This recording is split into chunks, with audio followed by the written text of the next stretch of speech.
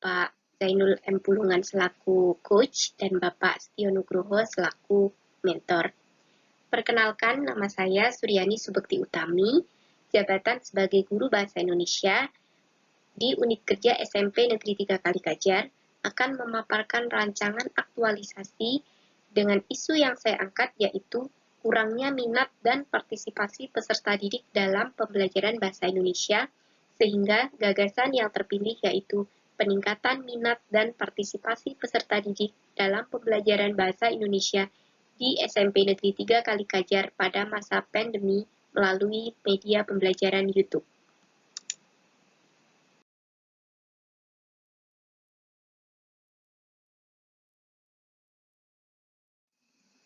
Nah, tugas dan fungsi saya sebagai guru Bahasa Indonesia di SMP Negeri 3 Kalikajar.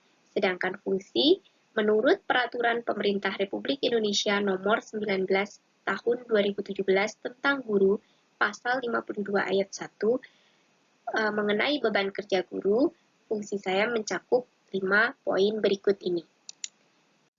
Selanjutnya, isu-isu yang terpilih yang terangkat dari unit kerja saya meliputi 1. Aspek manajemen ASN, yaitu kurangnya inovasi metode dan media pembelajaran jarak jauh dalam pembelajaran bahasa Indonesia. Dari segi pelayanan publik, yaitu kurangnya minat dan partisipasi peserta didik dalam pembelajaran bahasa Indonesia. Dari segi role of government, yaitu kurangnya koordinasi pihak sekolah dengan orang tua wali peserta didik terkait motivasi dan pendampingan peserta didik dalam belajar. Nah, adapun data-data yang mendukung dari isu-isu tersebut yaitu antara lain pembelajaran daring masih menggunakan media yang kurang inovatif, di antaranya yaitu menggunakan media WA Group, kemudian Google Form, dan juga PowerPoint.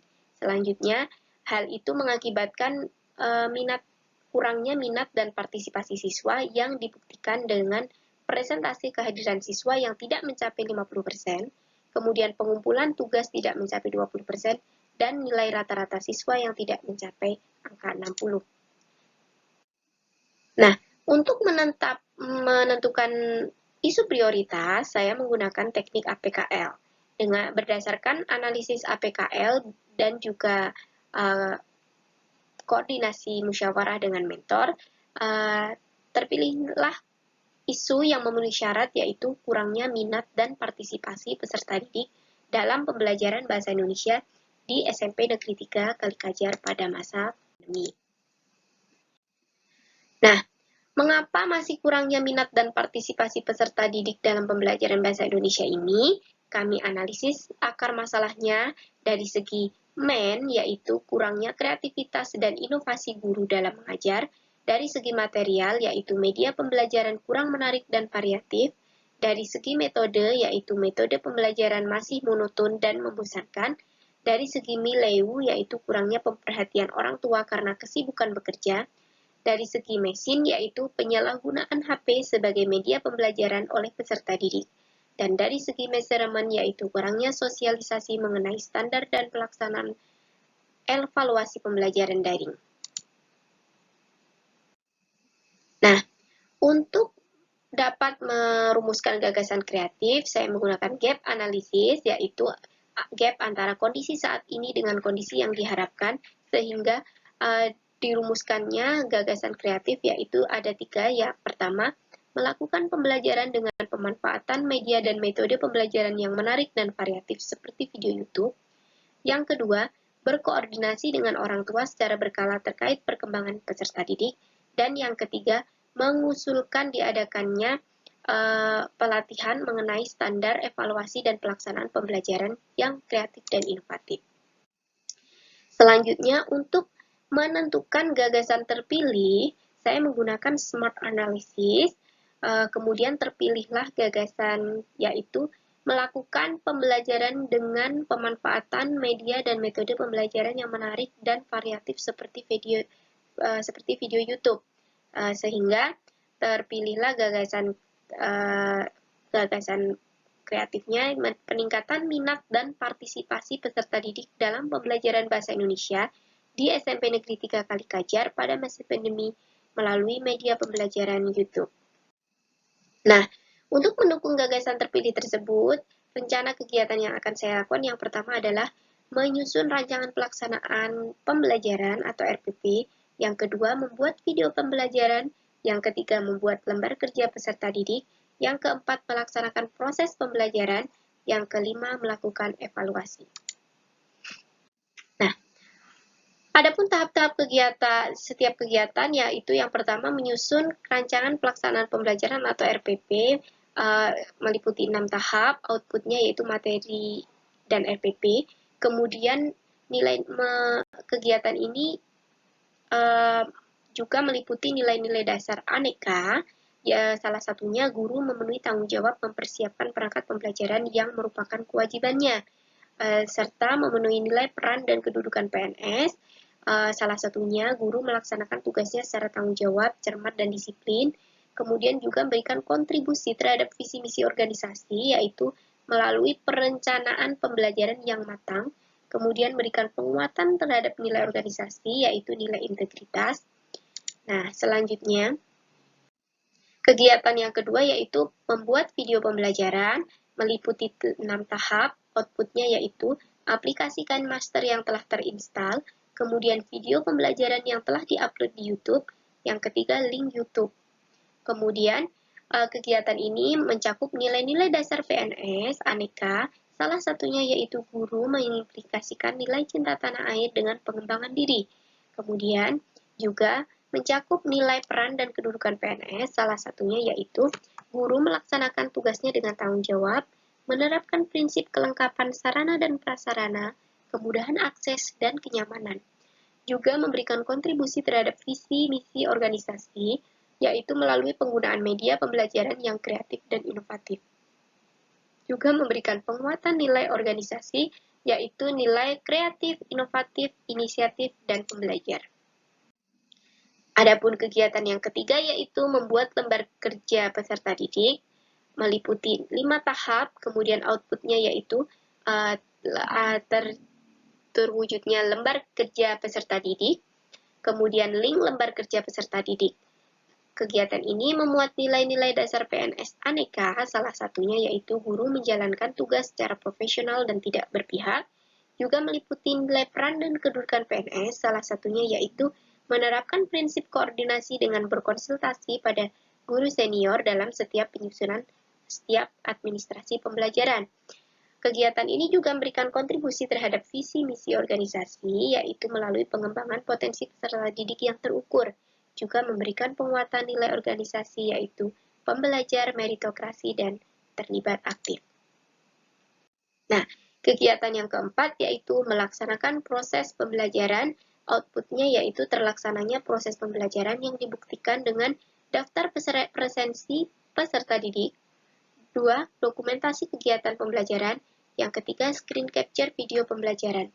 Kegiatan ini juga memuat nilai-nilai dasar APNS aneka, salah satunya yaitu guru berorientasi pada mutu, kinerja, dengan memberikan pelayanan yang cepat, tepat, ramah, melayani dengan hati, melindungi dan mengayomi peserta didik dalam pembelajaran. Kegiatan ini juga memuat nilai peran dan kedudukan PNS, salah satunya yaitu guru melaksanakan tugas secara tanggung jawab, disiplin, sopan, dan memberikan informasi yang benar. Juga berkontribusi terhadap visi misi organisasi melalui kegiatan pembelajaran dengan menggunakan media pembelajaran yang kreatif dan inovatif.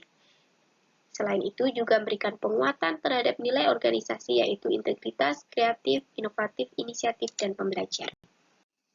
Nah, kegiatan yang kelima yaitu melakukan evaluasi. Meliputi di 4 tahap, outputnya yaitu terlaksananya evaluasi pembelajaran dibuktikan dengan screen capture lembar kinerja peserta didik, kemudian daftar nilai peserta didik. Kegiatan ini juga memuat nilai-nilai dasar PNS aneka, salah satunya yaitu guru menerapkan nilai-nilai anti korupsi, yaitu jujur, peduli, tanggung jawab, dan adil dalam memberikan penilaian. Juga memuat nilai peran dan kedudukan PNS, salah satunya yaitu guru melaksanakan tugas dengan profesional dan tidak berpihak, cepat, tepat, dan akurat. Nah, kegiatan ini juga memberikan kontribusi terhadap visi misi organisasi melalui pengembangan potensi peserta didik yang terukur. Juga memberikan penguatan nilai organisasi, yaitu nilai pembelajar, meritokrasi, dan terlibat aktif. Nah, dampak pemecahan isu dari kegiatan yang saya lakukan, yang pertama untuk individu, yaitu meningkatkan kompetensi guru dalam bidang teknologi. 2. Meningkatkan kreativitas dan inovasi guru. 3. Meningkatkan motivasi dan semangat mengajar. 4. Mampu memberikan alternatif solusi dari permasalahan pembelajaran. Kemudian, bagi peserta didik, manfaatnya yaitu 1. Meningkatkan minat dan antusiasme peserta didik. 2. Meningkatkan pemahaman peserta didik. Dan 3. Meningkatkan hasil belajar peserta didik. Bagi unit kerja, yaitu 1. Tercapainya visi dan misi unit kerja. 2. Meningkatnya mutu bagi unit kerja. Kemudian bagi masyarakat, yang pertama tercapai harapan orang tua agar peserta didik memperoleh pelayanan pendidikan yang dengan hasil yang optimal. Dan kedua, berkurangnya beban orang tua dalam mendampingi peserta didik dalam belajar karena sudah termotivasi dari adanya pembelajaran yang menarik. Nah, adapun jadwal kegiatan yaitu kegiatan yang pertama ada di minggu pertama, kegiatan yang kedua di minggu kedua, kegiatan yang ketiga di minggu ketiga dan empat, kegiatan yang keempat di minggu kelima, dan kegiatan kelima di minggu keenam. Selanjutnya, untuk milestone, gagasan kreatif yang pertama dilakukan pada masa aktualisasi 30 hari, sedangkan jangka pendek 3 bulan itu adalah kegiatan mengusulkan diadakannya pelatihan standar pelaksanaan dan evaluasi pembelajaran daring yang kreatif. Kemudian kegiatan berkoordinasi dengan orang tua secara berkala masuk pada jangka waktu jangka panjang pasca aktualisasi. Nah, dari gagasan-gagasan kreatif ini diharapkan dapat mencapai tujuan peningkatan minat dan partisipasi peserta didik dalam pembelajaran bahasa Indonesia di SMP Negeri 3 Kalikajar pada masa pandemi melalui pembelajaran YouTube. Nah, adapun kendala yang saya temui beserta antisipasinya, antara lain ada satu peserta didik yang tidak memiliki HP. Dengan antisipasi, anak yang tidak memiliki HP tersebut datang ke sekolah dan mengikuti pembelajaran di ruang laboratorium komputer. Kemudian kendala yang kedua yaitu terkadang peserta didik kehabisan kuota, dan yang ketiga terkadang terdapat gangguan sinyal. Nah, dari dua kendala yang nomor 3 dan 2, antisipasinya yaitu meminta anak datang ke sekolah dan mengikuti pembelajaran di sekolah menggunakan WiFi sekolah. Demikian presentasi dari saya. Mohon maaf atas segala kekurangan. Terima kasih. Wassalamualaikum warahmatullahi wabarakatuh.